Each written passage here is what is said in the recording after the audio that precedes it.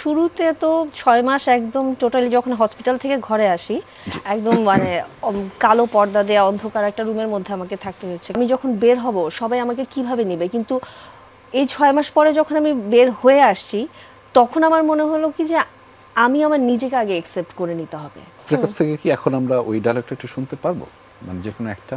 বসনের জি। এখনো নাচতে পারি, গাইতে পারি চটক আছে, আর ৫টা লোকে দেখে বলেই তো দলে রেখেছে।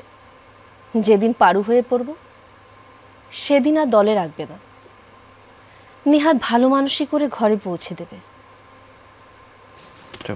থ্যাংক ইউ মানে কবি আমার খুবই পছন্দের, তো এই জন্য আমি এই জন্য আপনাকে আমি আবদারটা করলাম। সেই ক্ষেত্রে আমি একটা একটু 2023 ঘটনাটা যেতে চাই, যে আপনার জন্য একটা চ্যালেঞ্জিং মুহূর্ত আপনি পার করেছেন এবং সেইখান থেকে এই কাজগুলো এখনও আবার অনবরত করছেন, আবার নিজেকে আলাদাভাবে একটা নিজের জন্য একটা চ্যালেঞ্জ দাঁড় করানো। সেই ক্ষেত্রে আপনি মানসিকভাবে কতটুকু প্রিপারেশন নিচ্ছিলেন, এটাও একটু আমার দর্শকদেরকে জানানো উচিত। যে কোনো ধরনের আমি জানি যে 2023 যে ঘটনাটা অনেকেই হয়তো জানেন দর্শক, যে বড় ধরনের একটা দুর্ঘটনার মধ্যে দিয়ে আপনাকে যেতে হয়েছে এবং তার পরবর্তী সময়ে যে এভাবে কামব্যাক করা, এটার জন্য মানসিক শক্তি খুব প্রয়োজন।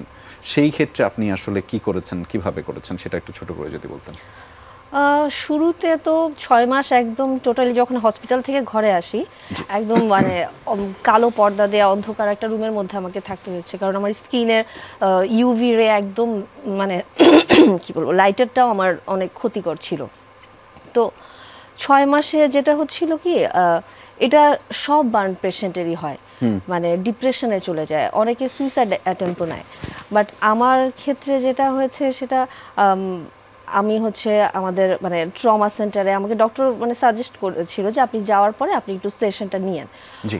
তো ওই সেশনটা নেওয়ার পরে হচ্ছে যে আমার যেটা মনে হলো কি, ওটাতে আমার মানে রিকভারি অনেকটা ছিল, ঠিকঠাক মতো মেন্টালি অনেকটা স্ট্রং হয়েছিলাম। কিন্তু পরবর্তীতে মনে হলো কি, সকালবেলা প্রত্যেক দিন তো ওই ৬টা বাজে বের হয়ে রাত্রেবেলা ফেরার একটা ক্রেভিং আসলে রয়েই মানে গেছিল।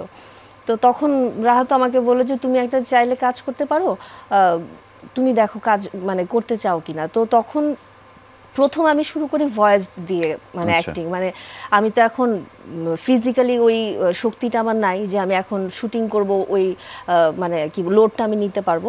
তো তখন আমি করলাম কি, ভয়েস হচ্ছে যে মানে ফিল্মের ভয়েসগুলো আমাদের ডাব হয় না, ওরকম আমি হচ্ছে যে কিছু ভয়েসগুলো দেয়া শুরু করলাম, মানে অ্যাক্টিং এর ক্রেভিংটা মানে ছিলাম। হ্যাঁ, তো ওইভাবে যখন মানে কাজটা আস্তে আস্তে শুরু করলাম, তখনই আমার মনে হলো কি মানে মেন্টালি আরো নিজেকে হচ্ছে স্ট্রং করতে পারছি। যে না, ৬ মাস যখন ঘরে ছিলাম ওই সময়টা বারবার মনে হতো যে আমি যখন বের হব সবাই আমাকে কিভাবে নেবে, কিন্তু এই ৬ মাস পরে যখন আমি বের হয়ে আসছি তখন আমার মনে হলো কি যে আমি আমার নিজেকে আগে অ্যাকসেপ্ট করে নিতে হবে, দেন দুনিয়া আমাকে অ্যাকসেপ্ট করে নেবে।